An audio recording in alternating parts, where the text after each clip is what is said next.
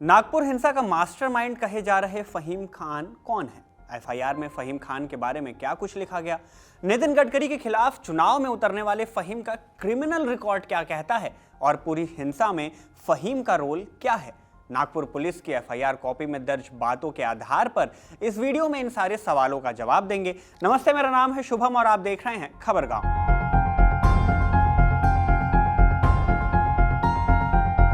17 मार्च की रात नागपुर के महाल एरिया में दो गुटों के बीच एक झड़प शुरू होती है। देखते ही देखते ये झड़प एक बड़ी हिंसा में बदल जाती है। हिंसा में दर्जनों गाड़ियां तोड़ी और जलाई गईं, घरों में भी तोड़फोड़ हुई और पुलिस पर भी हमला किया गया। इस हमले में 3 डीसीपी और 33 पुलिसकर्मी भी घायल हुए। एक महिला पुलिस के साथ भी छेड़छाड़ की गई। हिंसा की शुरुआत कब और क्यों हुई, इस पर महाराष्ट्र सीएम देवेंद्र फडणवीस ने 18 मार्च को विधानसभा में बयान दिया। बताया कि 17 मार्च को विश्व हिंदू परिषद और बजरंग दल ने औरंगजेब की कब्र को तोड़े जाने को लेकर आंदोलन किया। इस दौरान सूखे घास की एक प्रतीकात्मक कब्र बनाई गई और औरंगजेब की कब्र हटाओ जैसे नारे लगाए गए और जलाया भी गया उसी कब्र को। इसी दौरान मस्जिद की नमाज खत्म होने के बाद करीब 200 से 300 लोगों का जमावड़ा वहां जमा हो गया।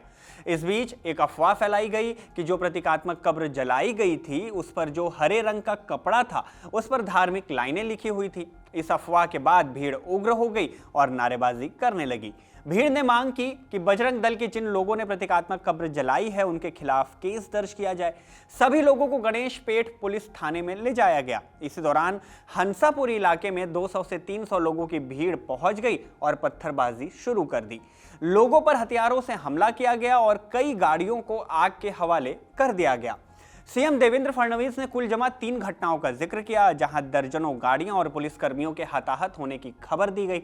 सीएम ने बताया कि गणेश पेठ पुलिस ने आरोपियों के खिलाफ आपराधिक मामला दर्ज किया और कार्रवाई शुरू कर दी तेजी से। इसी बीच 19 मार्च को नागपुर पुलिस ने एक शख्स की फोटो जारी कर पूरी घटना का मास्टरमाइंड होने का आरोपी बना दिया। उस शख्स का नाम है फहीम खान। पूरा नाम फहीम शमीम खान।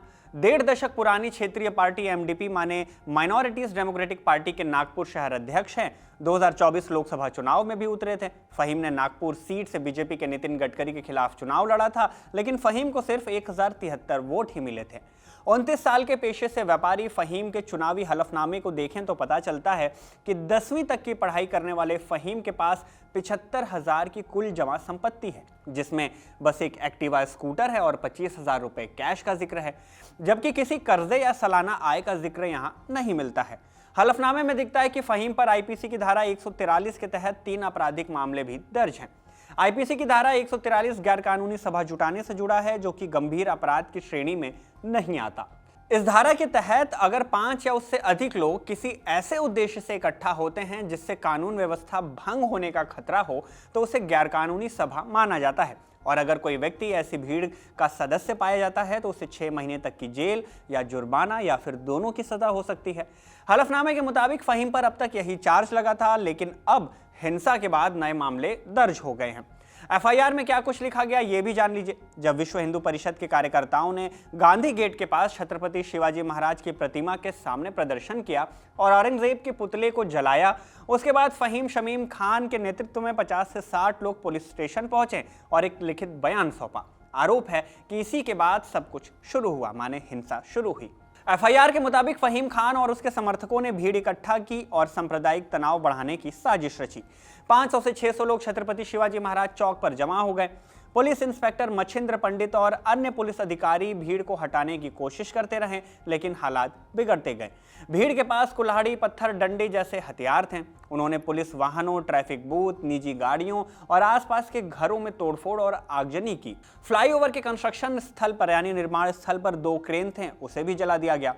एफआईआर के मुताबिक deputy commissioner of police Niketan Kadam, Shashikant Satav और assistant commissioner of police Anita More पर भीड़ ने हमला किया, जिससे उन्हें चोटें आईं।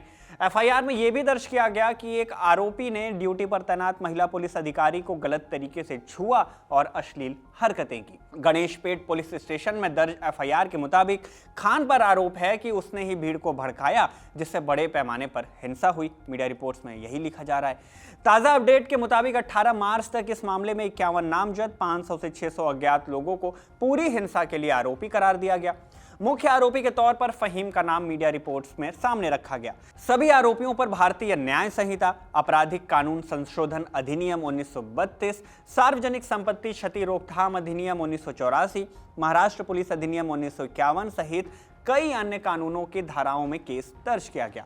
इंडियन एक्सप्रेस की रिपोर्ट के मुताबिक 19 मार्च को judicial magistrate first class court ने 19 आरोपियों को 21 मार्च तक पुलिस हिरासत में भेज दिया है। पुलिस ने इन्हें अदालत में पेश कर इनकी रिमांड मांगी थी ताकि आगे की जांच हो सके। अब जांच जारी है। इस मामले पर आगे जो भी अपडेट होगी आप तक जरूर पहुंचेगी। इस वीडियो में बस इतना ही। बने रहें खबरगांव के साथ।